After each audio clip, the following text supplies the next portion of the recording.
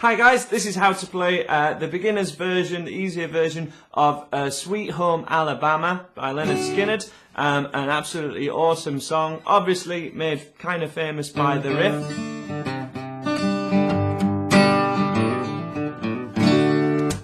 We will cover that riff later in the video. Check out one of the in-video links below if you just want to skip to that intro. But in these videos, we're kind of looking at how to change between these chords and learn a few songs with a few simple chords. So this song starts on the D major that we looked at. And then the proper way to do this is, again, along to the original. This isn't an easy cheaty version. We go to this C add 9, which is, in my opinion, kind of a slightly easier C, but it's the one that's used in the record and used in the riff. This would be a normal C. If that's the only one you know how to do, that's totally fine as well. It will work, but it should be easier with this, what I nickname Noel Gallagher C chord. So we have 2 strums of a D, 2 strums of a C, and then a whole bar of your G chord, which again should be easier with the 4-finger version of the G. So we have 2, 3, 4, and G. 2, 3, 4. 1, 2, 3, 4. 1, 2, 3, 4. It's a slightly up-tempo record, but this should be okay for you to strum power 8s to as well to start off with. So all the downs. 1 and 2 and 3 and 4 and for every bar. That would be 1 and 2 and 3 and 4 and 1 and 2 and 3 and 4 and big wheels keep on turning. Carry me home, sing my king, singing songs about the Southland. Miss Albany once again, and I think it's the same. Even throughout guitar solos.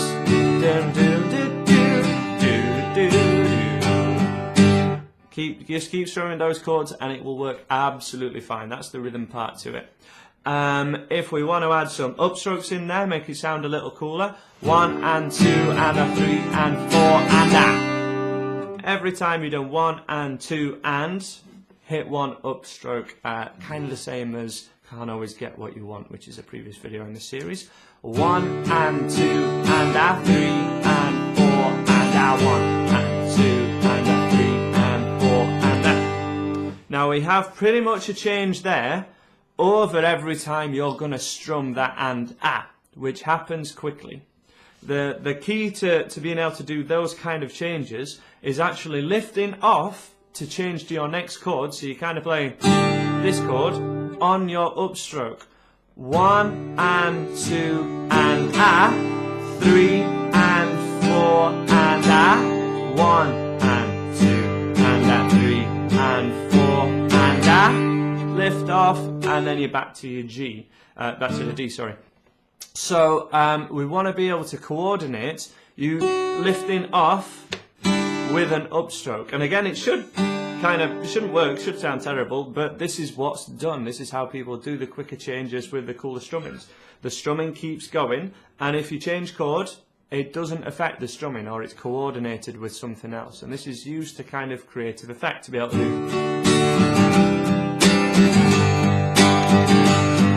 You can lift off every upstroke and it will still sound absolutely fine over every change, and that keeps going for the whole song, as I say. So just one more chorus with me now, and then I'll let you play it along to the song, or you can look at how to play the intro riff. 1 and 2 and a 3 and 4 and 1, 2 from a D.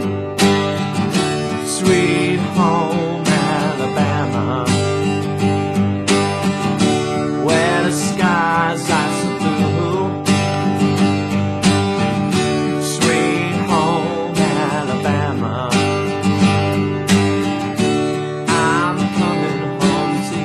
End on a D, 3, 4, D.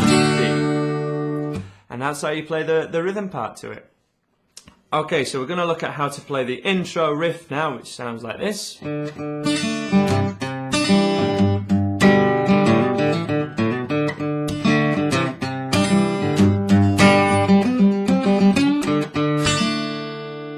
Okay, so it's the same chords as in the easier beginner's version, but we're picking the root note of the D chord twice with a palm mute in between, so this is your 4th string, and then to the other D note, which is your 2nd string, 2nd to 3rd string. And then you want to pull it right back down to the open D as well, so 1, 2, 3, 4, and. You can actually do all of this riff on a downstroke, but if you can do some alternate picking, this should make it a lot easier, or even directional picking. So if you're coming down the riff, if you want to really look into technique, if you're heading down your notes, you'd pick them all with a downstroke as your directional picking, or you can keep them alternate, or as I say, it's not too fast to do everything on a downstroke if it really helps. That same pattern happens on your C chord, so root note of a C chord.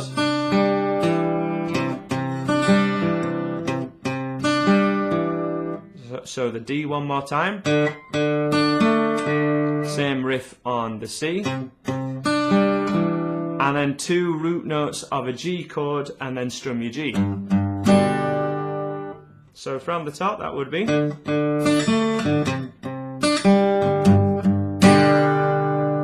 And then all that's left to do is a hammer on and flick off kind of sequence, which we'll look at in a second. Just do this one more time though.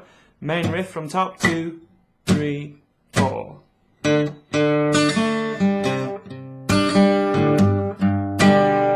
Okay.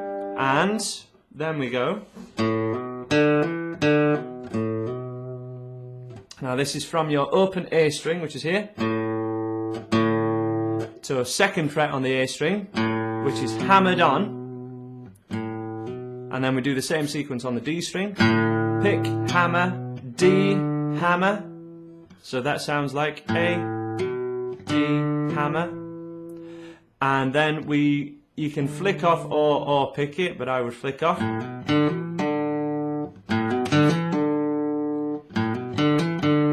Okay? And then we need a hammer on at the 2nd fret on the A string where we just came off of, and we're going to go hammer on, pick, hammer on, and that's the end of your riff on the A string. So all in all, here's your sequence. And you're picking, therefore, in a sequence of kind of pick, hammer on, pick, hammer on, pick, hammer on. So pick, hammer on, pick, hammer on, pick, hammer on, pick, hammer on. Which should enable you'd always pick in the open string and then putting your 1st finger down at a 2nd fret. Because of that pattern, you could warm up getting the coordination on just 1 string, so that's open A, open A, open A. Or you can go between strings, out of order, just kind of put them like a scale. It's like the classic rock guitar thing, right? And then we're going to try and put it in this sequence. So open A, hammer, open D, hammer, open D, hammer on the A, open A, hammer. And then you straight back to your D shape and the rest of your riff.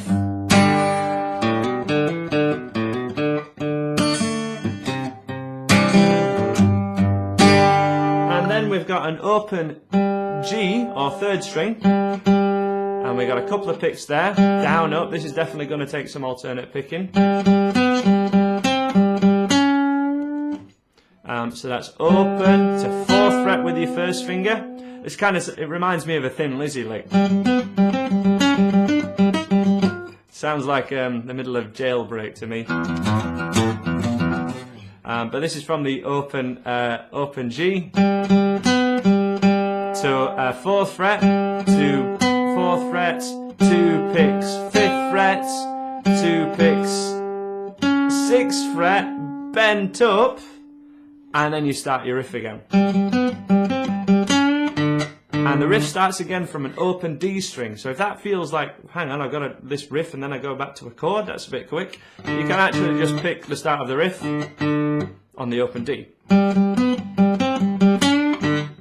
which gives you a couple of seconds, well, a second or so, to get the rest of your riff set up. Hammer-ons,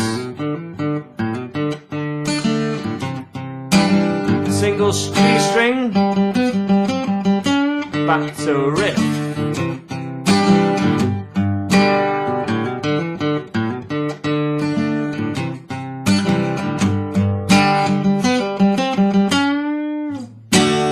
And that's how to play the intro of Sweet Home Alabama, and then you can be on your chords.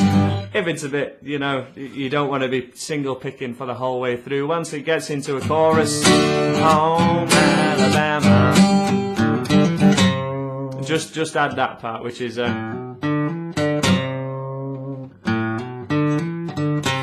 same sequence as we did before, but it ends on a C note. 1, 2, 3, 4, open. Rather than going, you go with a bluesy bend down. Alabama. And that's as much as I'm going to cover in a beginner's video. If you really want to know the whole rest of the song, do let me know. Put a message below saying make the rest of the song for me, and I will. But just in case, I'm going to keep this one for absolute beginners. Please check out the rest of the videos in this series, how to play 10 songs with 3 chords, G, C and D. And I'll see you in another one of those. And please subscribe or leave me messages so that I make you more videos. And I'll see you again.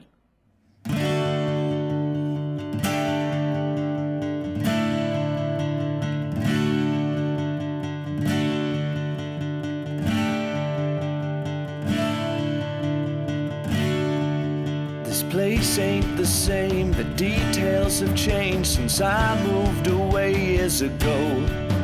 The place I was born, where I say I'm from, with an accent not strong as before. My hometown,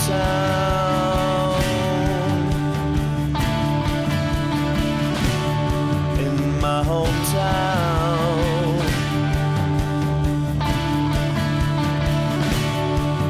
My family I hear, my memories I hear, my heart always is in this town. Changing from my background, an old mining town.